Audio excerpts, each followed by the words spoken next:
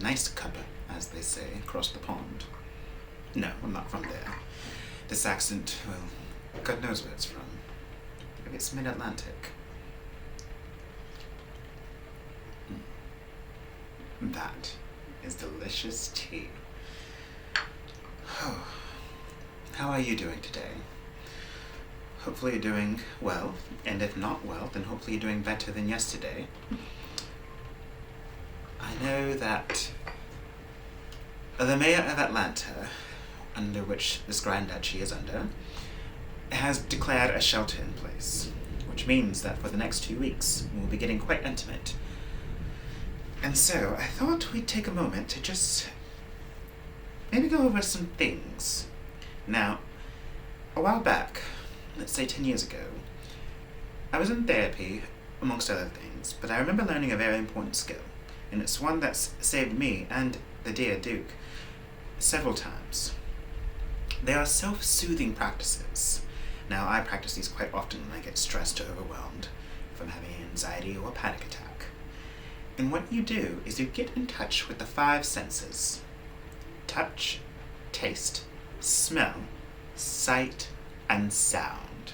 Now, if you need to get in touch with your sound, you can listen to my voice and hopefully it's quite soothing. And if not, you can find someone else to listen. Now, some examples may be to touch your ring, which is what I do quite often. You will find me doing it when I'm in events and I need something to ease my anxiety because I'm quite socially anxious. But hopefully you won't give away my secrets. For example, to taste something, well, I've got this lovely, soothing cup of tea.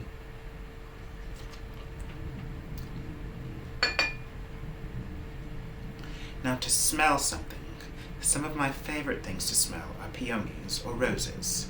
When we have them, puppies. Sometimes, well, yes, even the scent of a loved one. It can be quite soothing. Now, I believe we've already gone over hearing, but some other things to listen to besides my voice are classical music, or right now, the soothing sound of rain. Just focus in on it.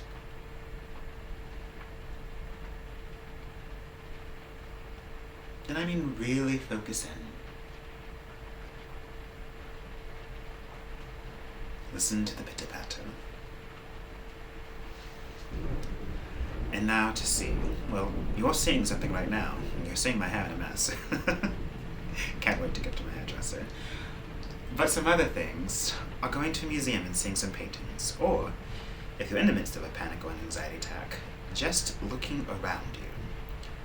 Now, I remember several years ago, as the Duke and I were making our way across this great nation, we were going up in elevation, and not only did he get motion sickness, but he also began to have a panic attack.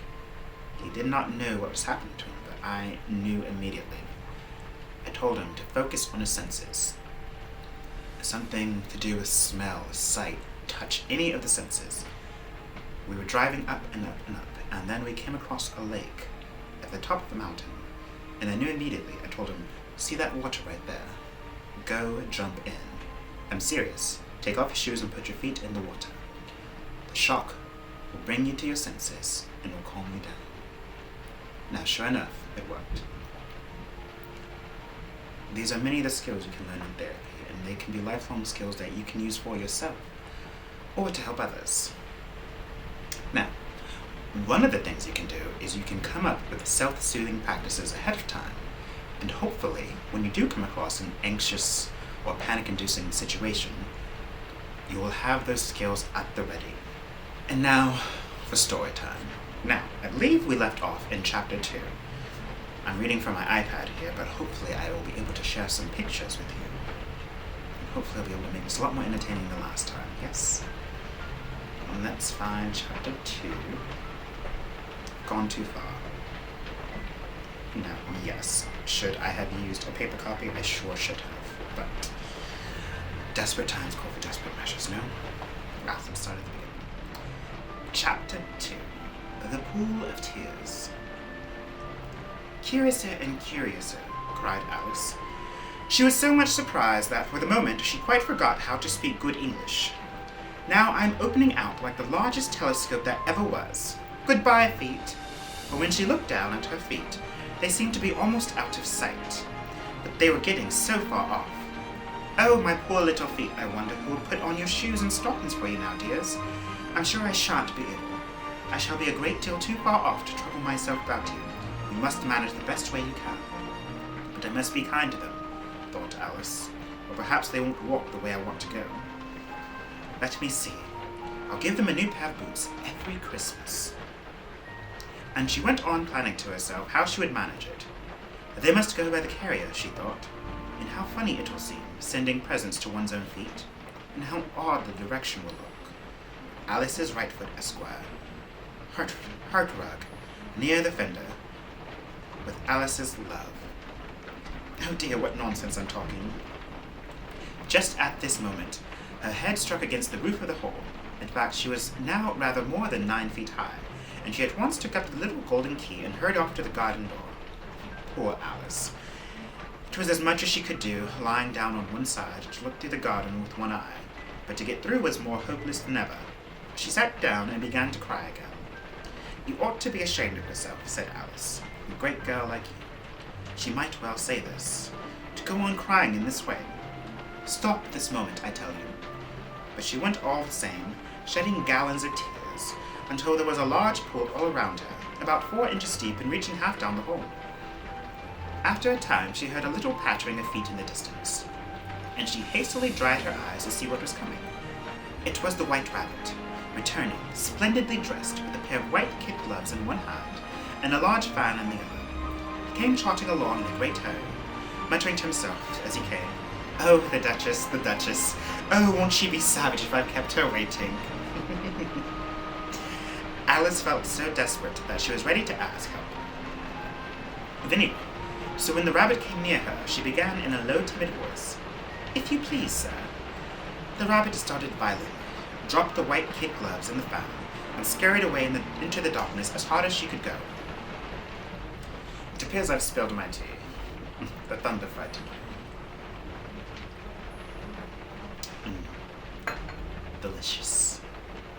Now, where were we? Now, let's continue. Alice took up the fan and gloves, and as the hole was very hot, she kept fanning herself all the time she went on talking. Dear, dear, how queer everything is today. And yesterday things went on just as usual. Now, isn't that quite a metaphor for what we're currently living in? I wonder if I've been changed in the night. Let me think. Was I the same when I got up this morning? I almost think I can remember feeling a little different. But if I'm not the same, the next question is, who in the world am I? Ah, that's the great puzzle. And she began thinking over all the children she knew that were of the same age as herself, to see if she could have been changed for any of them. I'm sure I'm not Ada, she said, for her hair goes in such long ringlets, and mine doesn't go in ringlets at all. And I'm sure I can't be Mabel, for I know all sorts of things, and she knows such very little. Besides, she's she, and I'm I. Oh dear, how puzzling it all is. I'll try if I know all the things I used to know. Let me see. 4 times 5 is 12. And 4 times 6 is 13. And 4 times 7 is... oh dear. I shall never get to 20 at that rate. However, the multiplication table don't signify. Let's try geography.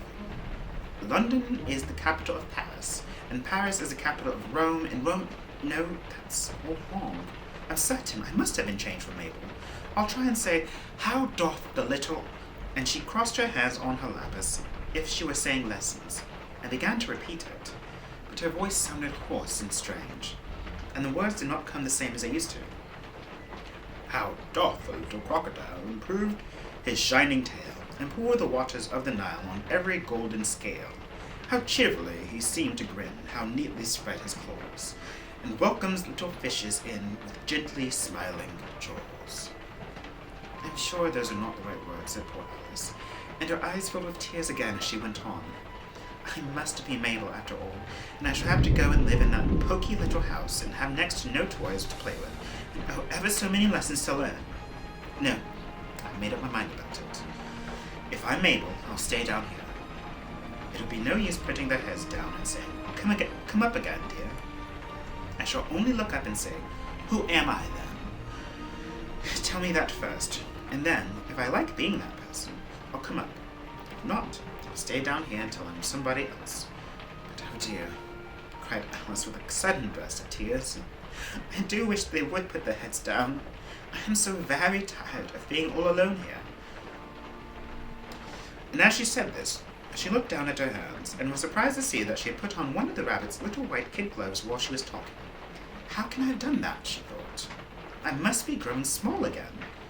She got up and went to the table to measure herself by it, and found that, as nearly as she could guess, she was now about 2 feet high and was going on shrinking rapidly. She soon found out that the cause of this was the fan she was holding, and she dropped it hastily just in time to save herself from shrinking away altogether. That was a narrow escape, said Alice, a good deal frightened at the sudden change, but very glad to find herself still in existence. And now for the garden. And she ran with all speed back to the little door, but alas, the little door was shut again, and the little golden key was lying on a glass table as before. And things are worse than ever, thought the poor child, for I was never so small as this before, never, and I declare it's too bad, that it is. As she said these words, her foot slipped, and in another moment, splash, she was up to her chin in salt water. Her first idea was that she had somehow fallen into the sea. And in that case, I can go back by railway, she said to herself. Alice had been to the seaside once in her life, and had come to the general conclusion that, wherever you go on the English coast, you'll find a number of bathing machines in the sea, some children digging in the sand with wooden spades, then a row of lodging houses, and behind them, a railway station. However, she was soon made out that she was in the pool of tears which she had wept when she was 9 feet high.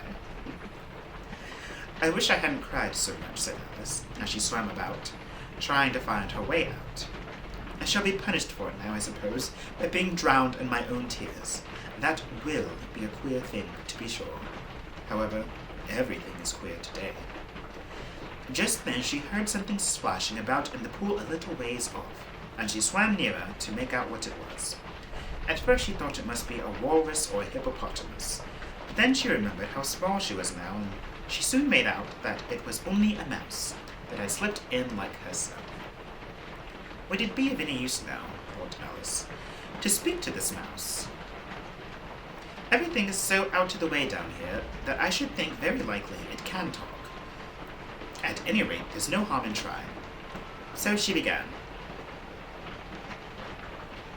Oh, mouse, do you know the way out of this pool? I am very tired of swimming about here, old mouse. Now, Alice thought this must be the right way of speaking to a mouse. She had never done such a thing before, but she remembered having seen in her brother's Latin grammar, a mouse, of a mouse, to a mouse, a mouse, oh mouse.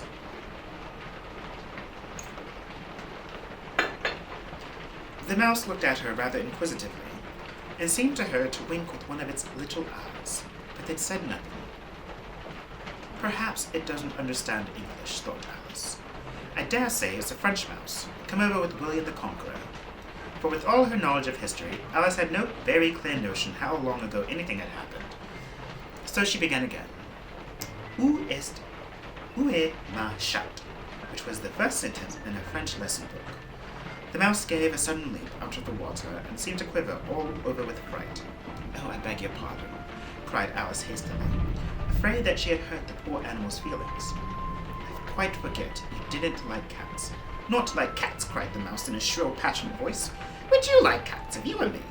Well, probably not, said Alice in a serious tone. Don't be angry about it. And yet I wish I could show you off to our cat diner. I think you'd take a fancy to cats if you could only like her, or see her. She is such a queer, dear, quiet thing. Alice went on, half to herself, and she swam lazily about in the pool.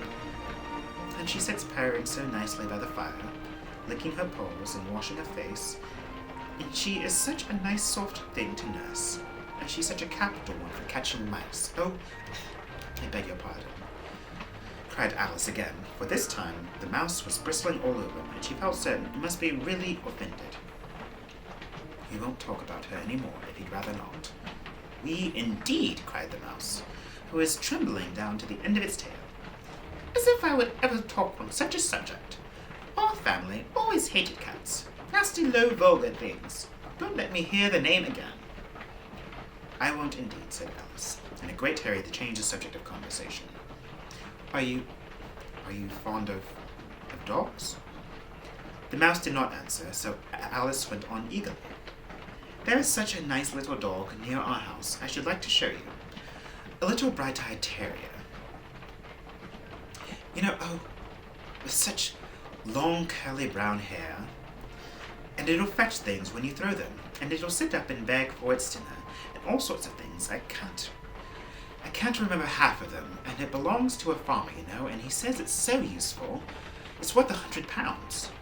He says it kills all the rats, and oh dear, cried Alice in a sorrowful tone, I'm afraid I've offended it again. For the mouse was swimming away from her as hard as it could go, and making quite a commotion in the pool as it went. So she called out softly after it, Mouse dear, do come back again, and we won't talk about cats, or dogs either, if you don't like them.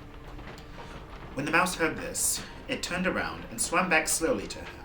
Its face was quite pale, with passion, Alice thought, and it said in a low, trembling voice, Let us get to shore, and then I'll tell you my history, and you'll understand why it is I hate cats and dogs. It was hard time to go, for the pool was getting quite crowded with the birds and animals that had fallen into it. There was a duck and a dodo, a lory and an eaglet, and several other curious creatures. Alice led the way, and the whole party swam to shore. Now that is it for Chapter 2. We'll do Chapter 3 next time, and I can't wait to see what happens when they swim ashore. Hopefully this has been quite soothing. I know that this cup of tea for me has been quite soothing, and I looked forward all day to getting to read another chapter of Alice.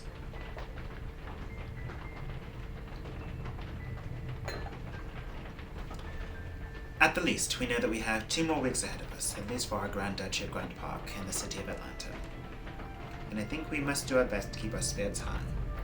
So if you have any other suggestions, please feel free to email me at duchess@duchessofgrantpark.com. Very quite simple. Or if you just simply need to send a message, feel free to send me one. I've enjoyed our time together, and I look forward to next time. Until then, have a cup of tea and practice grounding with your 5 senses. Also some call it self-soothing, but I like to call it grounding. Until next time.